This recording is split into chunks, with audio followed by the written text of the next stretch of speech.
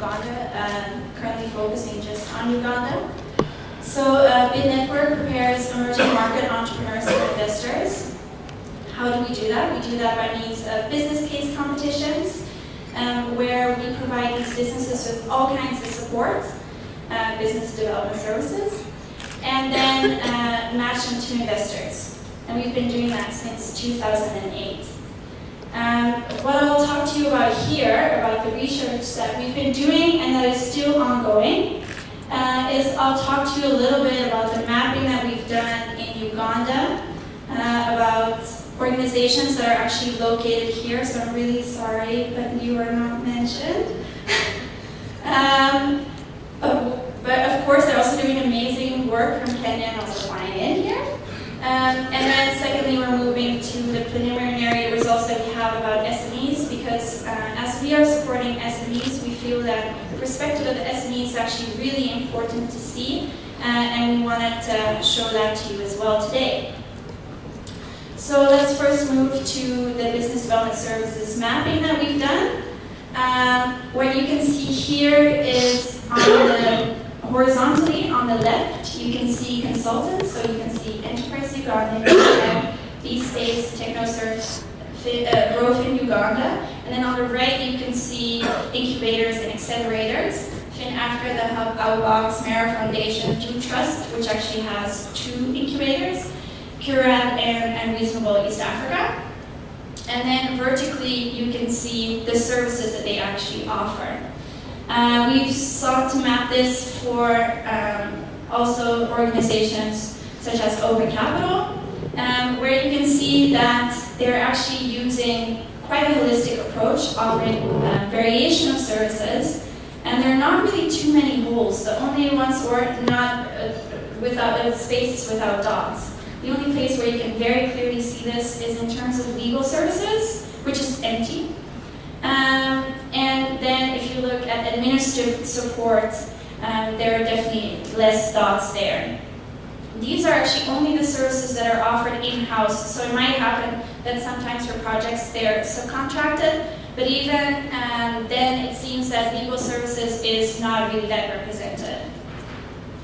If we then move at what type of businesses do they actually support in terms of revenue, we see that on the left again, where you see the consultants, and on the right, where you see the incubators, accelerators, you see that there is a tendency to be a stronger focus on a revenue stage for incubators / accelerators, which there is less, except for B-Space, very clearly a very small arrow, that focuses on the launch and early stage, which is quite interesting to see. But if you ask these types of organizations, these consultants, they do have an average, but they don't really specify, or they don't set limitations on what type of businesses they support. So that was very quickly about the mapping, and then, as I said, we really wanted to show the perspective from the SMEs themselves receiving these business development services.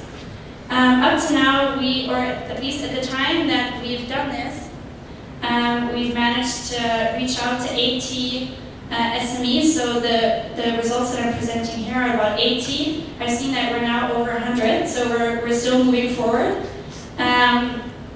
Going quite well here in Uganda. And here what you see is we've mapped the business development services that are being used, majoritively speaking, by SMEs, versus the one that they perceive to need. So what is interesting here is also that you see that legal services hasn't really been used that much, but they do indicate that they need them.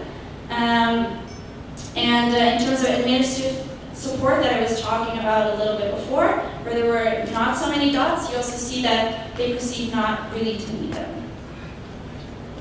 So then, who actually pays for these business development services? It is quite interesting that if you listen to the perspective of the intermediaries and if you listen to business development services, they say, well, very frequently there are third parties paying. However, we really want to move to get businesses pay themselves somewhat. And then here, as it seems, so 51, this is not a percentage, it's 64%, if I say this correctly, so 51 businesses have indicated that they pay at least somewhat. So they have some they paid something for their business development services, and it's not been offered for free. So that's an interesting tendency, as also business development services providers themselves say that they want to move to that a little bit more. But we still see that frequently third parties pay. So we do see a percentage where this is a combination. So the 51 that you see here, the large blue chunk, is not a pure form. That could still mean that a percentage is paid for by a fund or by an NGO. But it's still a very interesting tendency. What you also see is that when a business owner claims to have paid something, excuse me, they say that they've also been presented with alternatives. So, and when they haven't been presented with alternatives, SMEs, then you very frequently find them within the incubator, public, or a third party that's paid for them. Lastly, I want to talk to you a little bit about inefficiencies, which I think is also something interesting, at least for us as a group, to talk about a little bit more, and also as a panel. So one of the main complaints, or things that SMEs have been talking about a lot and keeps on coming back, is actually that there's a lot of focus on implementation, types of training, recommendations that come out of a period of 3-6 months that they've been working together with the BDS. But then they really struggle with implementation. So there's not so much of a focus on whether they have the capacity to actually implement the recommendations that I've been working on. And I think that's also a very interesting thing that we could talk about together. And then secondly, what we see is that many SMEs, when they start getting into receiving business development services, they kind of hop from one to the next. So very frequently, there are SMEs that have received services from different business development service providers, which makes sense. But then at the same time, there are many that do not get to that level.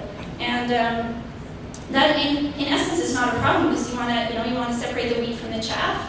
The issue is just that at intake, this is not really at incubators taken into consideration. So you have some people that have received training and then are put on the same level as others that have never received training.